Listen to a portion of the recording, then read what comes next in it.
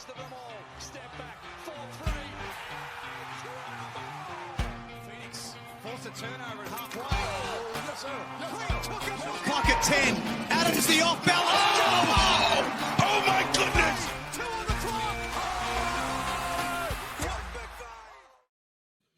Alrighty guys, and welcome back to the NBL Free Agency Fix. Now we're continuing on with day 2 now. I didn't make this too clear in the first episode of this, but these will be running from Monday to Friday throughout the NBL Free Agency period. And as we go along, we'll try to bring on some special guests and some experts in particular fields to break down some of their thoughts and I guess see where they're thinking heading into NBL 26 for their particular teams. And I've got a special guest for all the New Zealand Breakers fans. I've got New Zealand Breakers expert and host of the Breakers Breakdown podcast, a podcast over here at the Basketball Fix, Henry Lee. Henry, mate, welcome to the show. Thanks, Josh, for having me on. I really enjoyed your first episode, so looking forward to jumping on. It's been a bit of time since the Breakers obviously last played, didn't make the playoffs, so it's been a bit of a while, but I'm looking forward to get going. Nah, definitely, mate. It's been a while, but speaking about the playoffs, what a great game. Game 3 just has happened. We've just jumped on pretty much straight after that as well, and it's an incredible series so far, mate. Who wins and why off the top of your head? As New Zealand, I really don't like Melbourne. So I'm going to go with Illawarra winning game 4 in Melbourne, which is, they proved that they could in game 2. But it is unlikely, like you said. I think they did look the worst team today, like just clunky on both ends of the ball. And I don't know whether Trey Cowell's injury didn't look good at the end of the game there, so a little bit worried about that. But I'll go with Illawarra just sneaking home in Melbourne and then getting the job done in game 5. Yeah, I'm going to lock in Melbourne, mate. I think they come home now. I know it's the easy call, and I'll happily take the easy call. But them going back home now for Game 4, I think they close it out over there. I think Trey Kell, maybe some sort of an MCL injury potentially, or it's just that jarring of the knee from hitting the court so bloody hard, which he did. But yeah, it's going to be interesting the next 24 to 48 hours when we find out what that news is and what the extent of that injury is as well. And that could absolutely swing the momentum of that series. But like you mentioned there as well, mate, the first episode of NBL Free Agency Fix, it did well. Numbers-wise, I just want to sit here and just thank everyone who has jumped on already. My favourite time of the year is the free agency period. You get to see how these teams construct their rosters. And I look at the Illawarra Hawks, for example, and Melbourne United. Two similar, in a way, teams that were built around free agency. A lot of the same guys were re-signed from the year before. They had a couple of complement pieces here and there. Obviously, Trey Kell and Darius Days for the Illawarra Hawks, the two that stand out. And Marcus Lee's the big one who's been a crucial factor in this particular series against the Illawarra Hawks for Melbourne United. So all those moves made an NBL free agency. And again, you have a solid basing like both of these teams have and so many other teams in the NBL. If you get the couple of moves right, it can really propel you into championship pedigree. Now, I want to give a quick little shout out to our website as well, www.thebasketballfix.com. The NBL free agency tracker is over there on the website as well. You can scroll through, see every single team's rumours and contracted players and off-contract players and see where they're playing in the off-season, everything like that. So go and check it out as well. I want to quickly start, mate, because obviously on there, like I mentioned, we've got the contracted players and the Breakers have got a couple. We're going to break down a couple of the big names in this particular episode. We're going to be touching on Parker Jackson-Cartwright, Matt Mooney, Tacko Fall, Jonah Bolden, to name a few. But when we looked at the contracted players, there is Petteri Koppinen obviously coming back as the head coach. He's signed for a couple more seasons now. You've got Sam Mennenga coming back in his second year of the deal. You've also got Mitch McCarron. You've got Max Darling. You've got Kaya Isaac. You've got Alex McNaught. And you've got Karim Lopez. Some really solid pieces there who you're bringing back and some young core as well. And then you've got 3 options. You've got Sean Bairstow, Tacko Fall, which we'll touch on a bit later, and Carlin Davidson. What are your early thoughts, mate, as I've just read those names to you about the sort of construction of the roster so far? Yeah, it's important to have those guys locked up early, and you've mentioned a lot of role players, and I think that's something about the Breakers squad this year that I wouldn't say I was slightly disappointed with, but I think we were heavily focused on the role players, and I think almost the squad was made up of too many NBL role players. I think the likes of Max Darling, Isaacs, and Alex McNaught, players that we haven't seen much of on the court this season. I think I touched on it in a couple of Breakers breakdown episodes this year. I felt like the roster just was not a bunch of nobodies. That's really rude, but like a lot of people just kind of trying to make a squad work.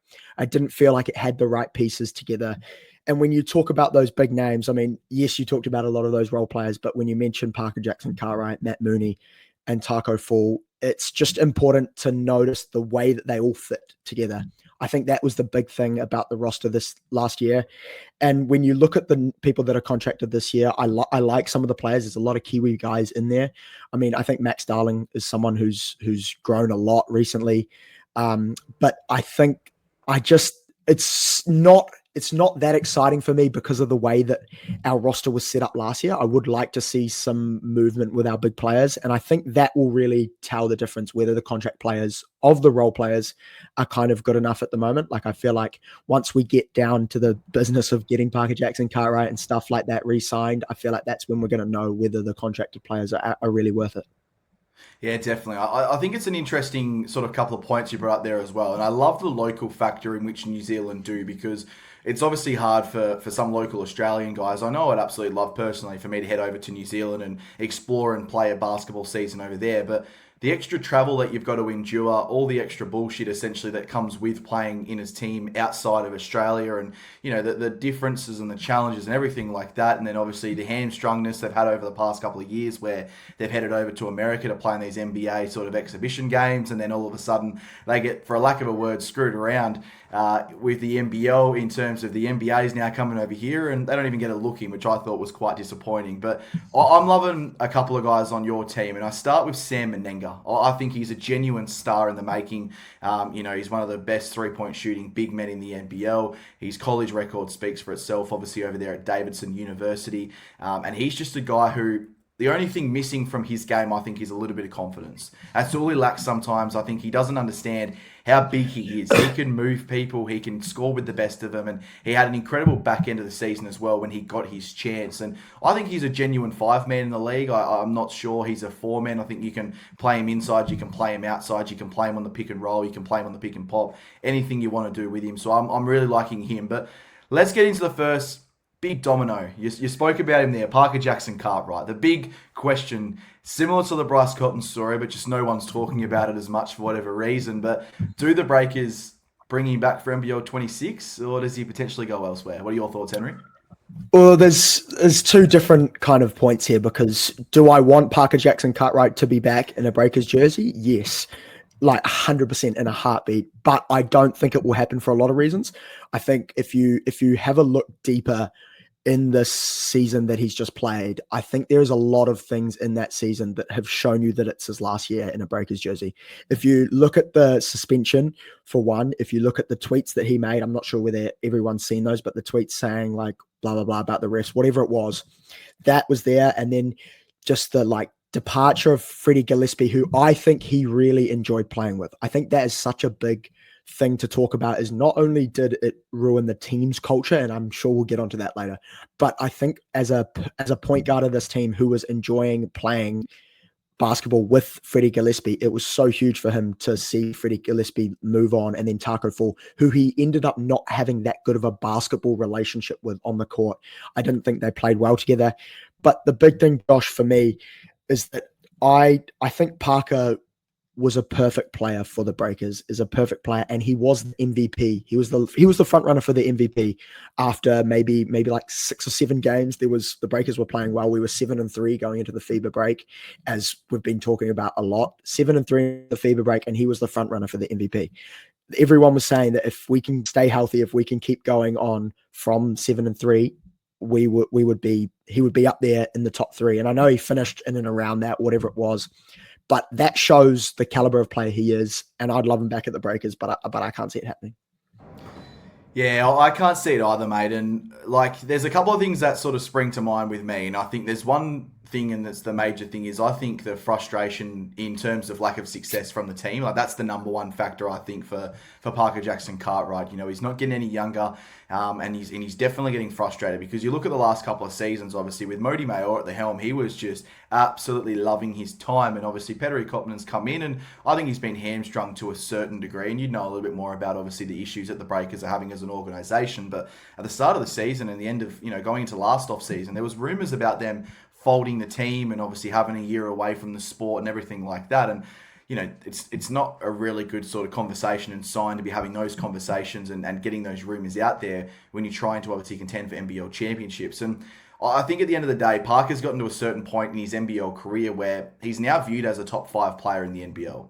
Some people will say he's a top 3. He was probably a top 2, even a number 1 player in the NBL at the start of the season. And with that comes big money. And I'm not certain right now that the Breakers can come to the party when it comes to offering that big money. And there's obviously the big 3, as we all speak about, and I've spoken about them numerous times already on the first episode. You've got Melbourne United, Sydney Kings, and the Perth Wildcats, who have the money and have the cash to be able to make a splash with a guy like Parker Jackson-Cartwright if the opportunity does present. Now, I'm not saying by any stretch of imagination that he will end up at one of those 3 clubs.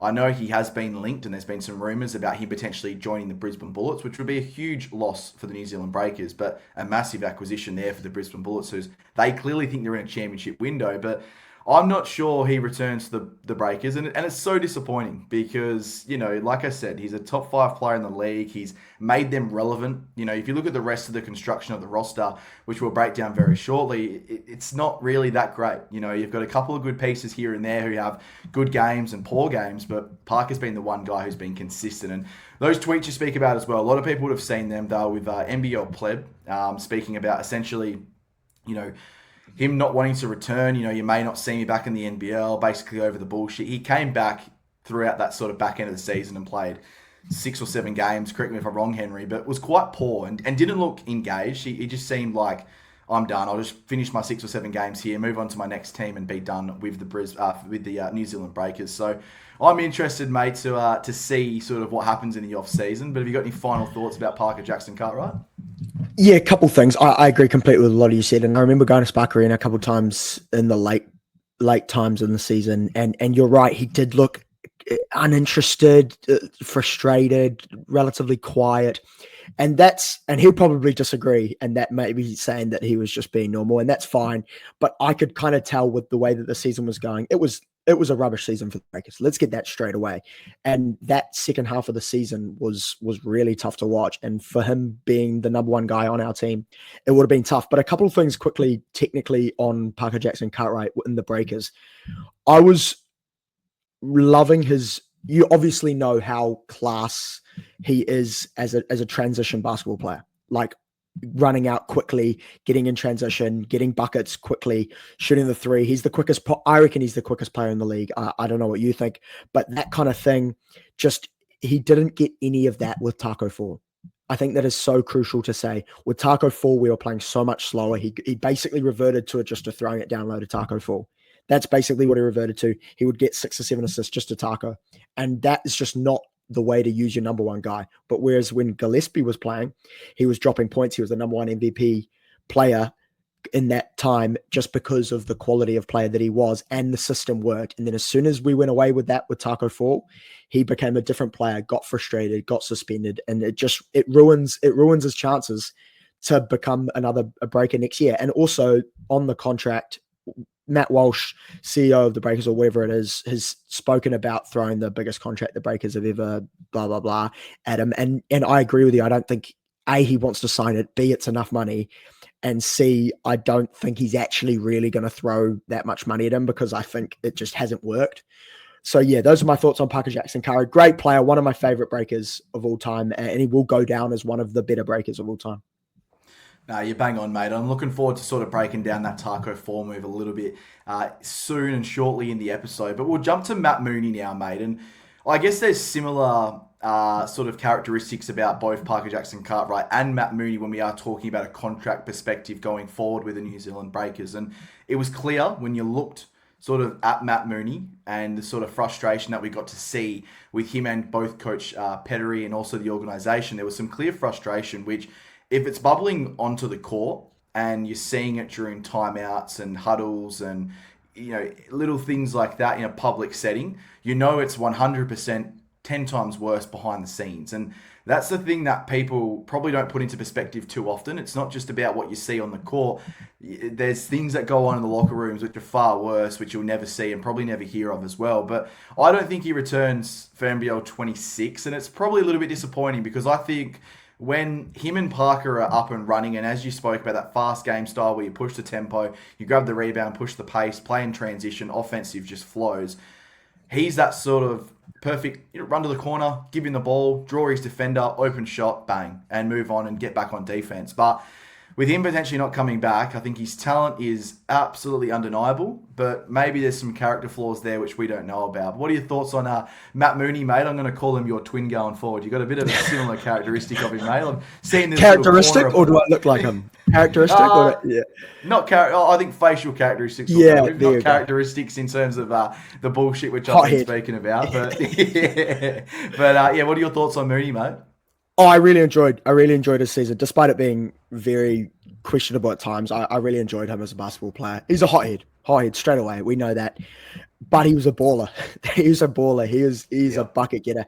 And like you said there, the Parker Jackson-Cartwright, Matt Mooney stuff is really interesting to me because I don't think we saw the best of them together. I don't think the style was suited for them to play together that well. I think it could have been, but I don't think it was. And I was frustrated with that this season because he is a really good player, really good spot up shooter, really good. He can score, whether he's a bench player, I think that whether he clashed with Petteri Koppinen, I'm not sure. I think it was just basketball stuff. I genuinely think it was basketball stuff. I really don't think there was a deeper issue there with the club or anything like that. I really think it was just a basketball issue. But when Mooney was in the lineup and PJC wasn't, which was 5 or 6 games probably in that middle period, Mooney was a baller. Mooney was our best player on the team. He'd score 20 a night easily because he has that ability. But that's why I'm so disappointed that they didn't play together and didn't click together, because we could have had 2 really, really good players in that lineup. I do feel for Mooney. I really do, because I actually think I'm not one to get annoyed at the refs. Well, I am personally, but I'm not like going to go out publicly and say, blah, blah, blah, they're against New Zealand Breakers or whatever. But I think that Mooney got a tough whistle, I think, this year. I think he genuinely got a tough whistle at times during the year. And I think that really frustrated him and really, I guess, made his season really difficult, because he was getting so frustrated every game on calls that he wasn't getting, which I think he wasn't getting, like, genuinely. And so I think it's a bit frustrating when that doesn't go your way, when a roster changes, when you're losing. There's all these different moving parts.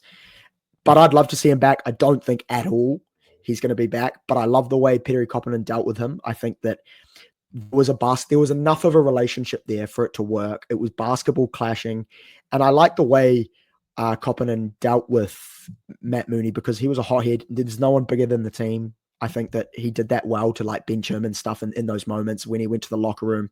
Koppinen was like, I'm not playing this guy. He can go into the locker room. I'm not playing, like, that kind of stuff. I like the assertiveness, but it just didn't work. It's another player, Josh, this year for the Breakers that just hasn't really worked.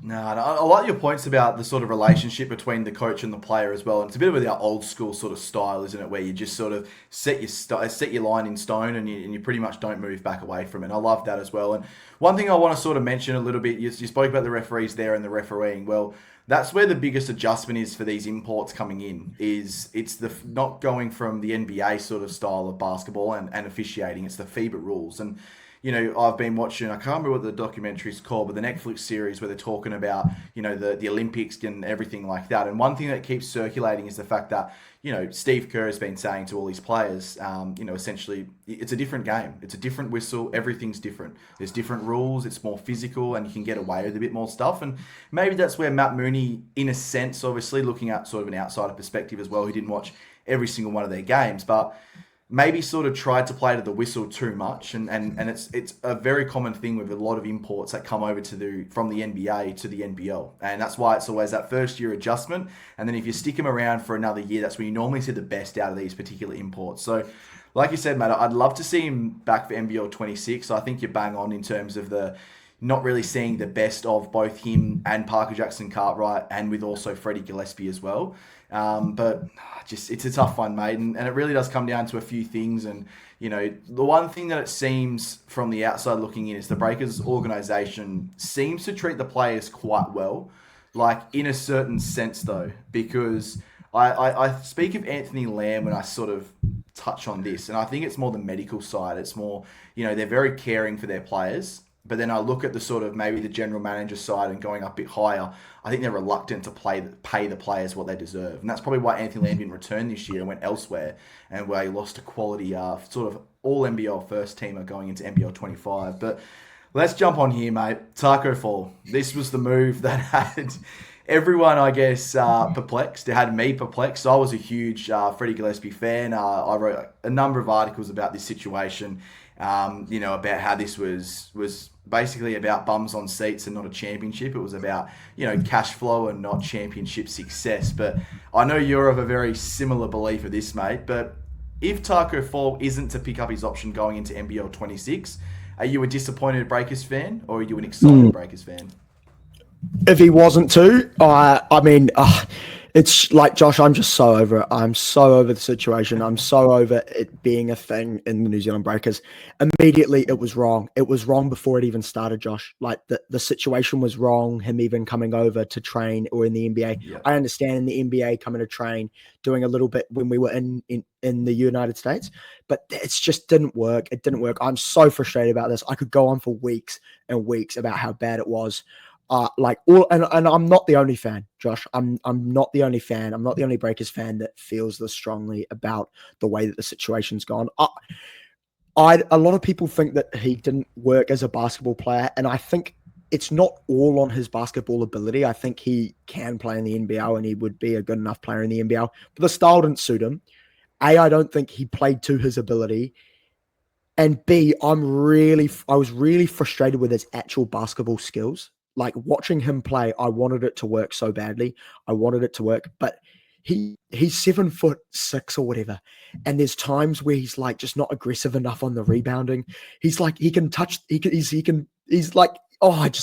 so frustrating, Josh, because he's that good of a basketball player. He has the ability, he has the talent, he has the size, but he just wasn't aggressive enough, didn't want it enough. And the style didn't suit him. I've got a stat down here. And this has probably been talked about for ages. The Breakers were 7-3 with Freddie Gillespie. They were 7-3, second on the ladder, whatever it was. It might have even been top. I can't remember completely. Going into that FIBA break, they change it to Tacko Fall, and then the Breakers go 3-16. 3-16 with Tacko Fall on the roster. And it's just not a good look. It's just not a good look. And it was on him. It was on the management.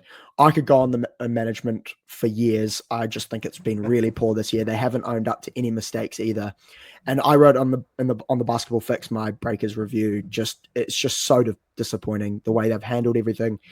And it's like funny because they didn't even get more bums on seats because they were losing. Like, they went for the marketing strategy. They wanted to make fans pay $30 to meet the guy. Like, I just couldn't believe it. Just things like that. It just didn't make any sense, Josh, at all. No, it was such a weird situation because I feel like they thought they had a Montrezl Harrell in terms of eyes and excitement when they brought over Tacko Fall, and they were very quickly sort of pulled back into reality, essentially, when it came down to seeing the fact that no one really gave a shit about a 7'7" guy coming over here who actually can't play basketball. Because watching him in this particular team, I've got no idea what sort of roster you have to build around a Tacko Fall. Like, I am perplexed because you can't play fast. You've got to play quite slow. There aren't any teams in professional basketball over here, even in the NBA, who can play slow basketball to suit his game style. He's a European basketball player. That's as simple as it is. And because it's a very slow game, it's, not about scoring 100, it's more about scoring 70 and holding your team to under 70, and it's the perfect Tacko Fall mold. But over here, where pace of play is just dramatically increased, points per game is dramatically increased, yes, he can go and give you 25 and 20 if he wanted to, but it's a boring as fuck 25 and 20 because he's just going to sit there, play in the post, and like you said, you're just walking the ball up to him, throwing it up to him, he backs down, easy shot, done. And why is that fun? It's not fun. It's not fun watching a guy who can stand there and dunk the ball and then run off and waddle down the court basically with 25 speed on NBA 2K. I know a few guys are still playing that, but it's just, honestly, mate, it really gives me the shits in this terms of mood because, like I said, Freddie was 100% building. You could see the chemistry was building as well. He's the perfect player to have with Jackson-Cartwright. You don't want to give someone who basically hamstrings Parker Jackson-Cartwright. You want someone who brings him up. And that's what Freddie was doing, because Freddie was always a pick and roll sort of threat with the lobs. And it made the defenders back off Parker Jackson-Cartwright, because Freddie was always diving really hard for that little lob pass over the top as well.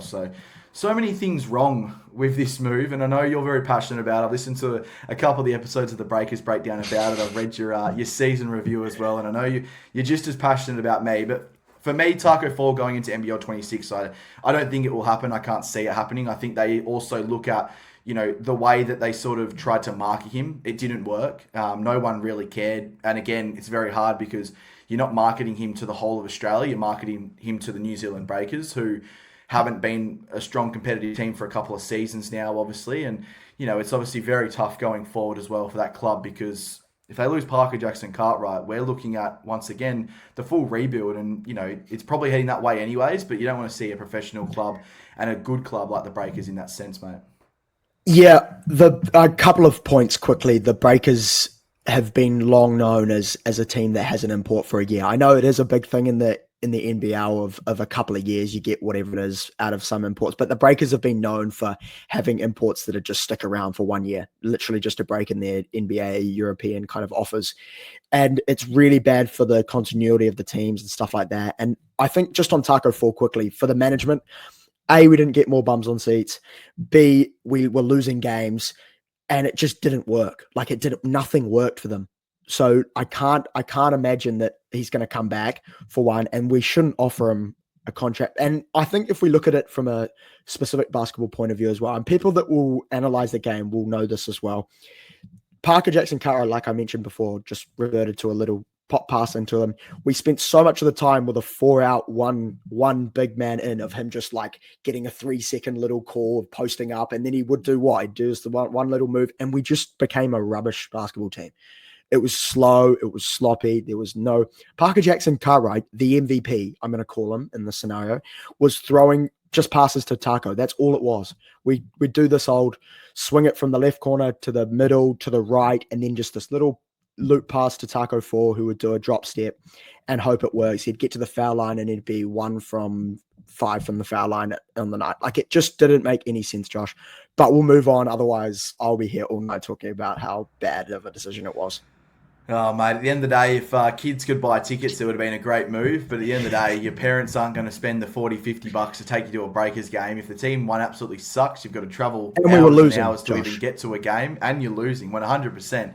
A kid ain't going to care about that, to be honest with you, mate. And like I said, he's not a Montrezl Harrell, he's Tacko Fall. But we'll move on, mate, before we digress too much and make this whole episode about Tacko Fall. Jonah Bolden, though, let's talk about some positives. He's in contract talks with the New Zealand Breakers to possibly extend. Now, not certain at this stage if it's a 1-year deal, if it's a multi-year deal. But I think if it's a multi-year deal, I think this is a massive positive step in the right direction for the New Zealand Breakers. Former NBA big man, obviously. He's had a couple of years away, obviously, from the NBA scene before we saw him at Sydney last year. And now, obviously, the Breakers in NBL 25. What are you thinking? What's the best situation here? I know he's obviously had a bit of an injury past as well, so maybe 3 years is too much, but possibly 2 years is just about right for a guy who you can see becoming something with Sam Mennenga. Yeah, I agree with a lot of your points there, but I think for me it was a really bitsy year from Jonah Bolden. We saw glimpses of him playing at his best, and when I saw the signing from Sydney Kings last year, I was thinking, brilliant, fantastic signing, great player, exactly the person we kind of needed. And then when he came here, there was injuries, little there, didn't get the starting role, whatever it was, and it didn't really fully click. I'm not sure whether it was the roster, I'm not sure whether it was the coach, I'm not sure whether it was him. It just didn't really click. And I've got here on my notes, I was slightly frustrated again with the way he was playing. I think he's a really good basketball player, no doubt. A very highly skilled guy, a perfect guy for our team. But I feel like he almost resulted in a role player. He was almost forced to being a role player.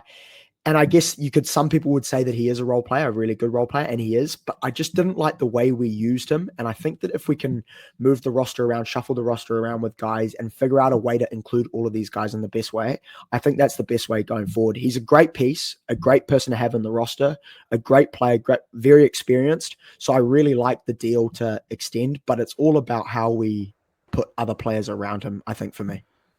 I've got a question, right? And on top of my head, this one sort of rings its mind a little bit. But I sort of spoke about Sam Mennenga potentially coming a genuine 5, but you're probably going to need a genuine 5, you'd say, to sort of contend if you guys are at that level next season. Is there a world in which you have, let's just say, a Marcus Lee type player as a genuine 5-man, or a Freddie Gillespie even as well? Then you've got Sam Mennenga at the 4, and then is there a chance you possibly play a Jonah Bolden at the 3? Because I know he's a massive guy, but he is quite versatile, and it's a big lineup. I understand that as well, but he doesn't play like a big player, if that makes sense. He's a 6 or 7 rebounder per game. He's a 3-point shooter more than he is an inside player. He can move when he is fit and healthy and firing. Because the thing I get a little bit worried about is I reckon they've sold the kitchen sink to Sam Mennenga to get him over, saying you're not going to be a rotational player. You are the starter of this team. And I think maybe you've got 2 players who play genuinely the same situation and same position, sort of at the New Zealand Breakers. So what are your thoughts on the roster next season if they do bring him back? Yeah, it's an interesting one because I understand what you mean about moving him to 3 and all of the guys. I don't like it as such because there's other players around. Like we had a big roster. Like I don't think it was huge, but we had big guys. Like Max Darling was guarding Bryce Cotton and Chris Goulding most games, and he's big. Not only big, but like he's tall. He's a big defending guard. Yeah, he's 6'5", 6'6". Exactly. Yeah. So, and he was playing the 3, 4, 5 sometimes, but like we were big enough already. And I don't know whether it worked on the offensive end as much as we would have liked. I think like I said earlier, if we can make it work with the players around him, he can fit in wherever we need him. But I think it's more about the players that we've got around him. I don't think it worked. And when you think about Mennenga, the way it worked with him, I like it. But Mennenga and Jonah Bolden, both 2 players who are 3-point shooters. Obviously, Mennenga has a bit about him inside post and is a bigger guy. But I'm just not sure game-wise how it's going to work. But if we can get a bench role for either of the 2 or whatever it is, that's more the way I see it playing out for Bolden next year. Yeah, if they can sign him to somewhat of a nice deal and not overspend and essentially sell them the fact that, they can potentially play as a rotational piece together. That when I say them, I'm speaking of Sam Mennenga and Jonah Bolden, and there will be times where they are in the court together. That could be great for the Breakers because I think at this stage right now, what they've got to do is they've got to keep some sort of a foundation that they built last season with Coach Petteri Koppinen. And that's the most important thing right now. It's about building that base. It's about building that fundamental structure. We've obviously key pieces. I think Mitch McCarron's a key piece of that, obviously. You've got Sam Mennenga now going forward. You've got the guys we spoke about, like Alex McNaught. Hopefully you keep a Sean Bairstow as well. And those are the guys who you now start to build the foundation around. So when you bring an import, you've got some sort of a system and some sort of a, basically structure. So when someone comes in, no one's bigger than what the structure is. And it's going to be interesting to see how they go, but let's get into a couple of, I guess, the rapid fire rumor mill is what I've decided to call it on today's episode, mate. I'm going to give you a couple of names, and these guys have been linked to the New Zealand Breakers, and there are obviously different levels of linking. There is, this is probably a 50-50 chance, or this is probably a 10% chance, but there's still some sort of a chance here as well. But I'm going to throw a few names at you, mate. Simple yes or no, and a little bit of a brief explanation as to why yes or no. And I'm going to start off with Sam Waardenburg. Obviously, the Cairns Taipans, a big man, native to New Zealand, an absolute genuine star when it is starting to come around as well. He's starting to find his feet for the Cairns Taipans and in the NBL as well. Walked away with 3 awards over there in Cairns. Has been linked, obviously, as a free agent this year to potentially signing a 3-year deal or a multi-year deal with the Cairns Taipans, but has also been linked to the Sydney Kings and the New Zealand Breakers. What are your thoughts on Sam Mennenga, mate, if you could get him? Or is he just the same player that we've just been speaking about with Jonah Bolden and Sam Mennenga? Short answer is yes, I want him, and yes to the deal, whatever it is. The short spiel, I guess, it's just the same sort of player. It's just if we can get the right fit, I want to be really short here. If we can get the right fit around it, if the Bolden, Mennenga, Tacko Fall, Gillespie stuff, whatever it is, if we can figure out the way that he fits with a big guy next to him, or so he doesn't have to be in the post, blah, blah, blah, I think it will work. But I'm going to go with yes at the moment. No, I love it, mate. I think this one also may follow suit in terms of what you're speaking about. A different sort of player, obviously playing in the NBL finals right now for Melbourne United. I'm speaking of Flynn Cameron. He's a guy who is exciting. Bit of a 3-and-D guy as well. He's obviously had some tutelage under Matthew Dellavedova and Shaylee as well. And if he can't find the right deal at Melbourne United, he may look elsewhere, and the New Zealand Breakers are one of the front runners as well. Flynn Cameron, mate, coming to the Breakers, happy with that or not so happy? Yes. He is the player that I want. He's the player that I want. I'm so high on him. I think that his growth will be huge next year if he makes a deal where he can become not a first guy on the team, but a starter on the team with big minutes.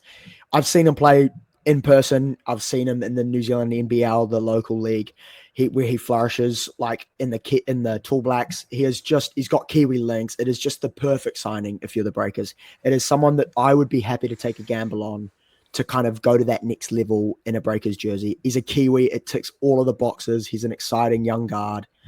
Apart from the fact that it's like it'll probably be really expensive, yes, all round for me. I reckon you could get him at a good deal for now. I think he's still got another level to get to before you're probably thinking you're paying too much for him. And then you know, let's just say, for example, that number's $500,000. That's probably where you'd sit there and you go, maybe we're paying him a little bit too much right now. But if he has that good season afterwards, you go, oh, okay. Which I think he will with that next level. Yeah, and I think he generally will, and he's such a smooth player. You know, every left-hander is a smooth player. We all know that. It's the biggest rule book. If he's a left-handed shooter, sign him up, essentially. But I love everything about him. I think, like you said, obviously the New Zealand connection as well is something that will always link him to the Breakers, no matter where he is in the world. But, you know, young, exciting, smooth, crafty, loves defending, doesn't really take breaks. He does take no shortcuts. He's a perfect guy to build around when you are looking at a New Zealand Breakers team. Now, the next one, I'm not so certain of your answer. I'm actually interested to see where you come out of this, because I've mentioned this bloke's name to a few Breakers fans and I've had mixed feelings about it. And it quite surprised me because I'm a big fan of this dude. I'm speaking of Finn Delany. Yes or no to Finn potentially coming back to the New Zealand Breakers in NBL 26? I'm going to go with maybe, but I'm going to go with maybe if you're going to let me. But in saying that, I think Finn Delany is one of my favorite basketball players in the Breakers of all time. I love that guy, Kiwi. He'd die for the Breakers. Like he loves the Breakers. A club man. Like I have nothing but praise for Finn Delany as a New Zealand Breaker, and I would welcome him back at any year, any level, whatever it is. I think he's a really good player. Whether it will work with another big guy, blah blah blah, power forward, whether it will work, I don't know, but I'm going to say maybe based on the fact that A, I don't think he's going to come back, and B, it's just an interesting fit. But I love Finn Delany, so yeah. Do you get it? Like, I think this is the misconception and maybe sort of where people go, not really caring about Finn Delany coming back, because do you think if he decided to stay a little bit longer than sort of what he has, he came back last time, he was here for one season, then left again, and now potentially could come back, and are you really certain that he's going to stay long term, or is it just going to be another year stop because he wants to go play somewhere else and they currently can't have him, or whatever the case is? You know, like if he decided to come back to New Zealand and sign for NBL 26, would you at least see him to NBL 28, or are you happy with him basically coming in a year at a time and leaving after that year? It is an issue. It's a very valid issue. But I think it's really depending on the coach. And I think, like I mentioned earlier, is that the Breakers have long been a team that have invited guys for a year and then they leave. But which why I think it's a problem. We kind of want to get away from that. But I think it is a big issue for the Breakers. I think we need continuity. We need guys that. But Finn Delany could be an exception for that because of his past, played for the Breakers for a long time. It's not like we don't trust the guy.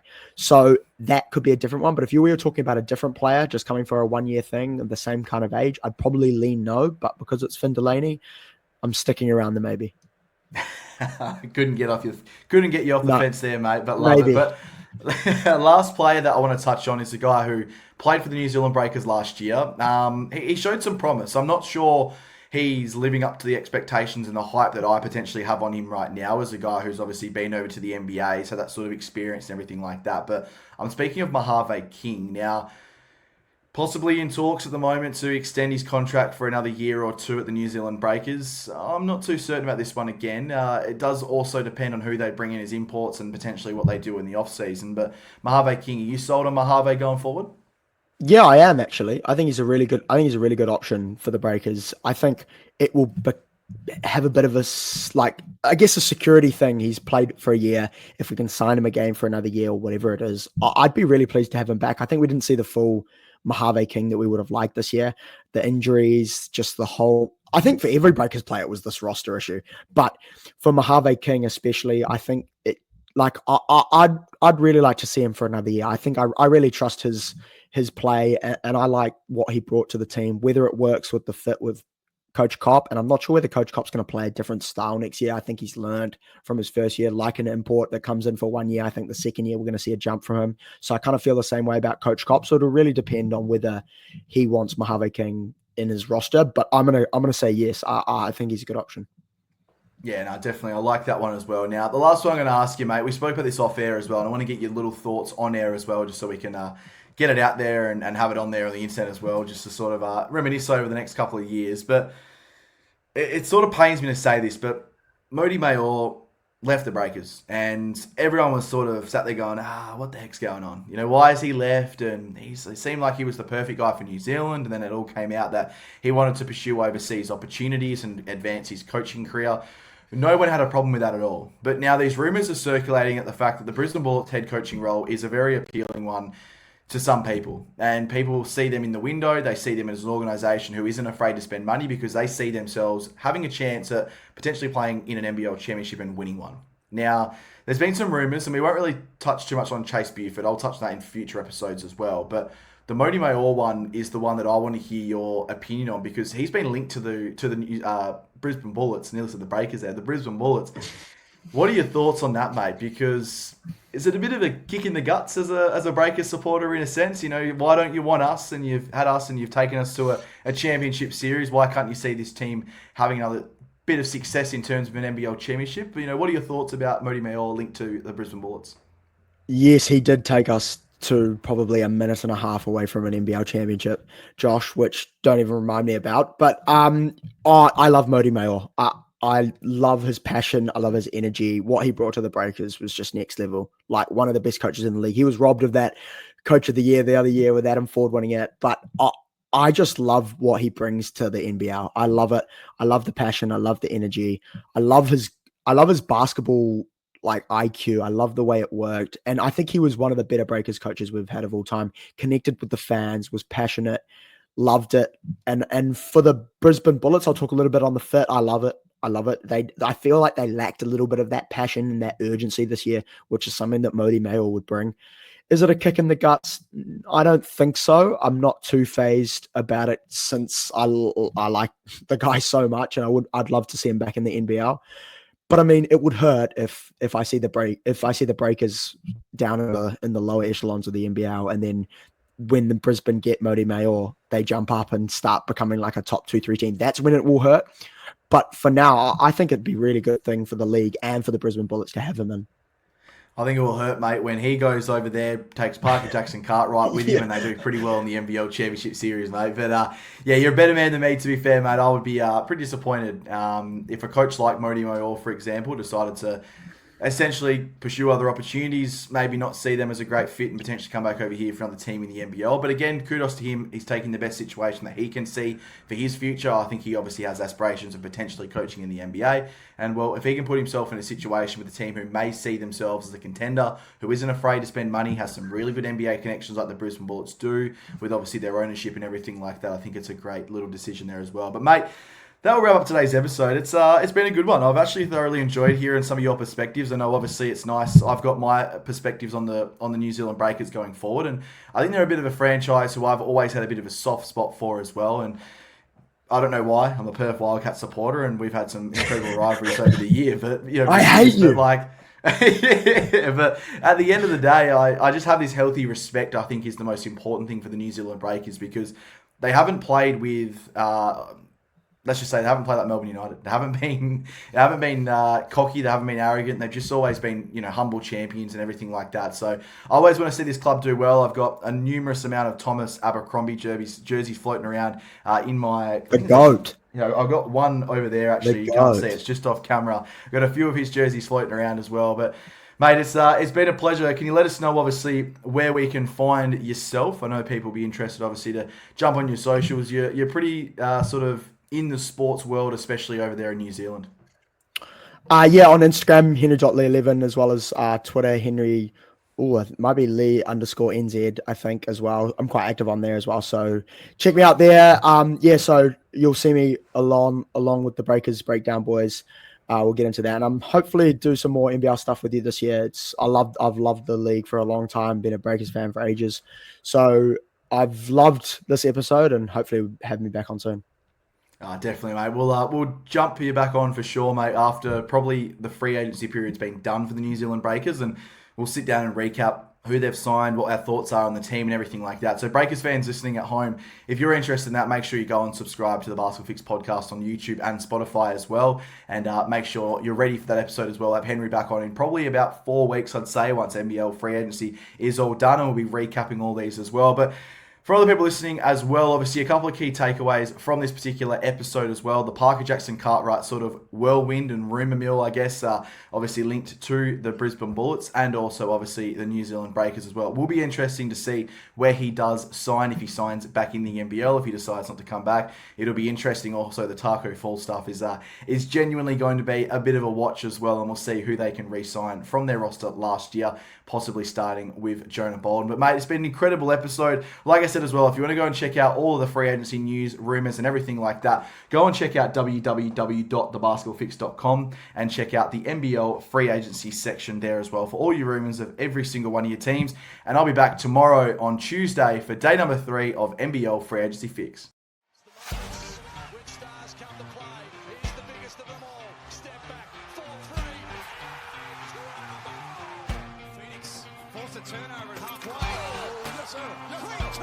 Clock at 10. Adams the off balance. Oh!